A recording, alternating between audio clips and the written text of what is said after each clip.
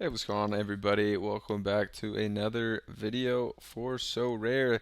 The game weeks have been spread out a lot more, so haven't been making videos as frequently, but we got one for Monday. The game's coming up. Obviously, going to be all playoff games starting with game twos, so we should have everyone in the playoffs essentially just getting 3 games for this game week. I'm going to go live on playback again when the first game starts, right when the slate locks for So Rare. So definitely follow me on playback. It'll be the pinned comment and the linked in the description as well. So follow me there. We can watch the games together and chat. Also, check out my NBA Top Shot video that I just put out. That'll be linked down below as well. Also, the end card about this new redemption thing they're doing for the playoffs. It's pretty cool how you can basically mint new moments as the playoffs go on for the winning teams. It's a pretty cool idea that they have there. So check that video out. For this one, actually a pretty good week for me. Common lineup had a good chance to hit. It still has a chance, I guess. I'm recording this before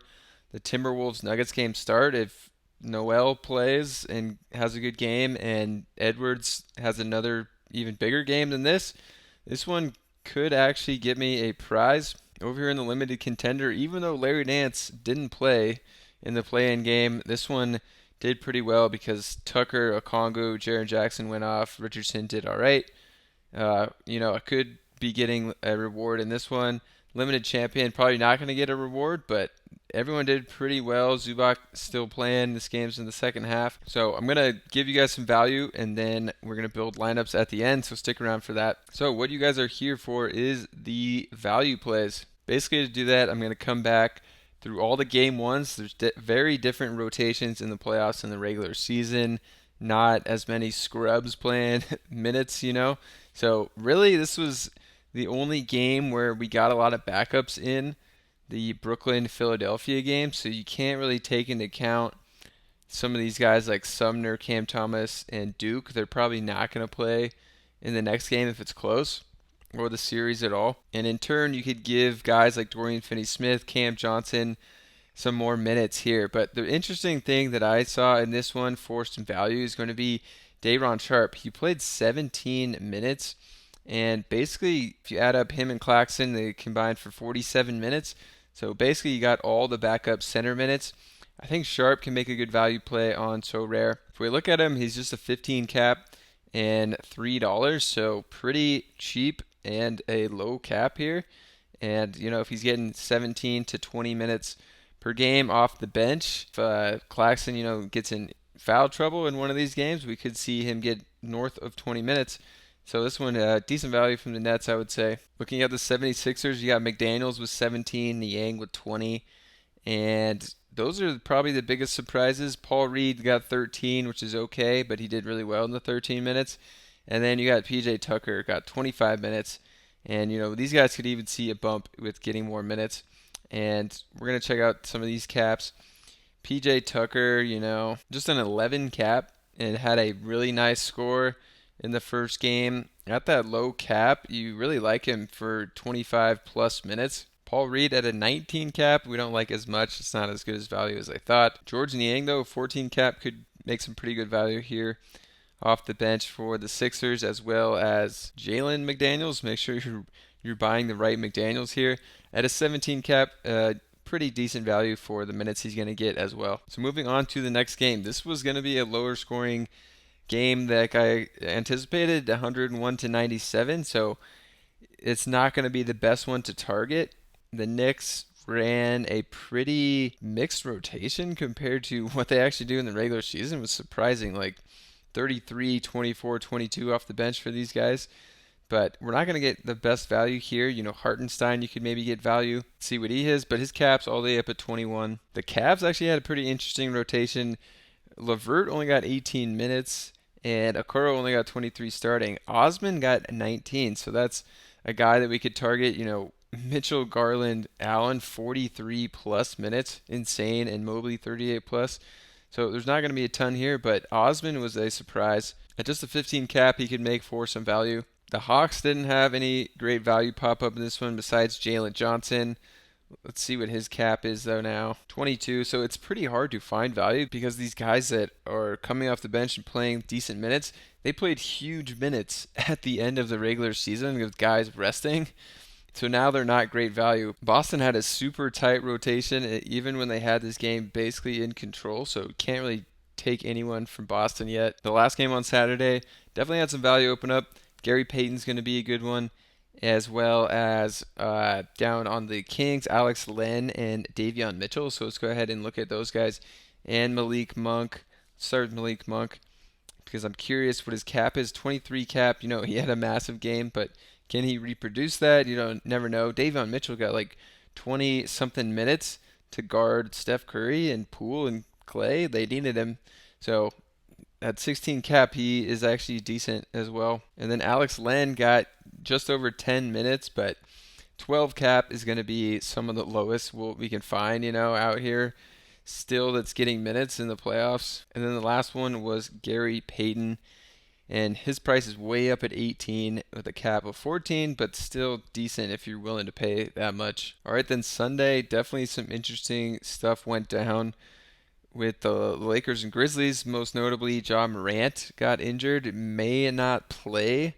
So if you want to assume he's not going to play and get some really good value this week, you could go to Tyus Jones. You could also look to Santi Aldama, who surprised with 24 minutes more than Tillman. Looking at Aldama, we could see his cap's actually all the way up to 20, so he's not even that great a value. But Tyus Jones, if he's going to get the start, he just has massive games without Ja. Sometimes a 28 cap is still going to be too low for him if he's starting. He can easily put up 40, even 50 so rare points. So Tyus Jones definitely one to target. Moving into the next game, the Heat and Bucks.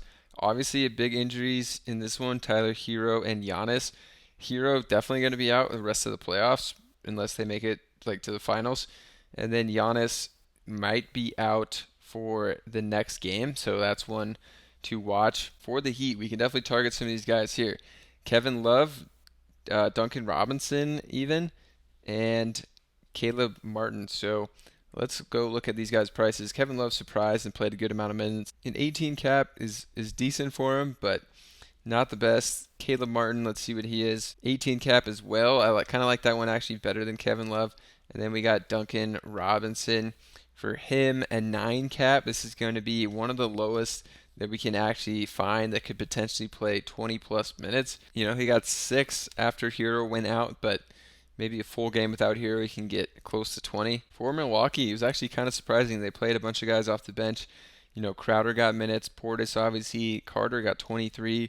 Wes Matthews, 18. Ingles, 15. So they didn't play Connaughton at all, which is kind of interesting. But we could see like Ingles, Matthews, and Carter and Crowder, what those guys are going for. So all these guys definitely eligible for more minutes. Crowder at a 17 cap is a little high, especially because he only got 12 minutes, but you could look to Wesley Matthews, and he is a 10 cap, really low and cheap, 271. The other one was Ingles, who got more minutes than a lot of people were thinking at a 16 cap.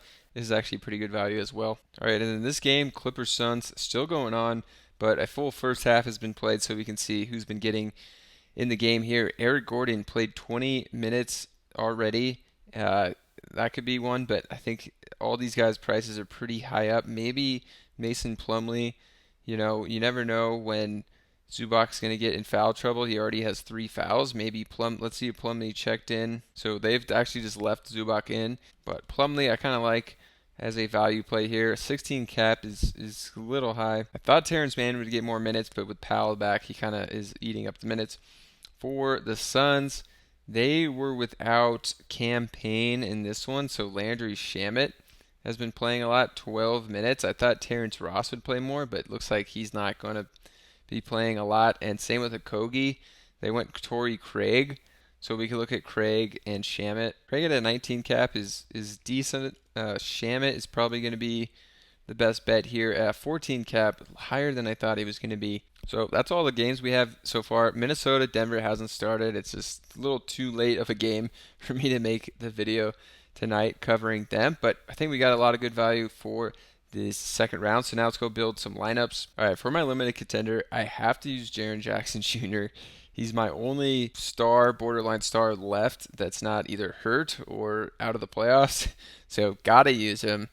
And then we gotta find some value here. I have Wes Matthews. I have PJ Tucker, two guys I talked about with value. So it looks like everyone's gonna get 3 games here, except for Memphis only has 2, which kind of hurts, but that's okay.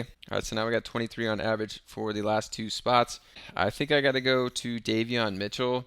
I would love to use Covington, but it looks like he's not playing at all for the Clippers, even with Paul George out and Marcus Morris not playing that much. So now I have 30. I could go to Zubac or Dylan Brooks, and I think Zubac is going to be my best bet here, and that's kind of what I'm going to be going with for this one. I think that's pretty good. I could go Dylan Brooks. Obviously, without Ja, he could have an uptick in usage, but I think I'm going to go with this for now. Then we're coming over here to the common lineup. You could play whoever you want. I'm not going to play Giannis. Could look here to Tatum, Curry to start out, and then let's go down to get some value. So the value I have, I guess I'm gonna go Gary Payton Jr., some guy I talked a little bit about, and then Sharp leaves me with 44. So this is decent. We could trade something in to see if we get even more value here. With 44 left, I think I'm gonna go to Sabonis here. He's got just a massive boost at 9.5 for me. So I like that one. All right, let's just do a card swap here to see if we can get some better value here. Who are we going to trade in? So obviously I have a ton of these cards, and I don't even know if they carry over to next season. So I might try to trade in Damian Lillard and see if they can give me like a very sought after player here. Let's see what they give me. Middleton's pretty good. All right, they definitely gave me some interesting ones to pick from here. For Damian Lillard, I'm going to go ahead and take Fox. They won their first game, so I think Fox could be used later down the line in the playoffs, and his cap's only 38, so I'll take Fox. But I can't really use him this week. All right, so that's the video. Hopefully you guys enjoyed this one, and hopefully my lineups will catch something that we can use.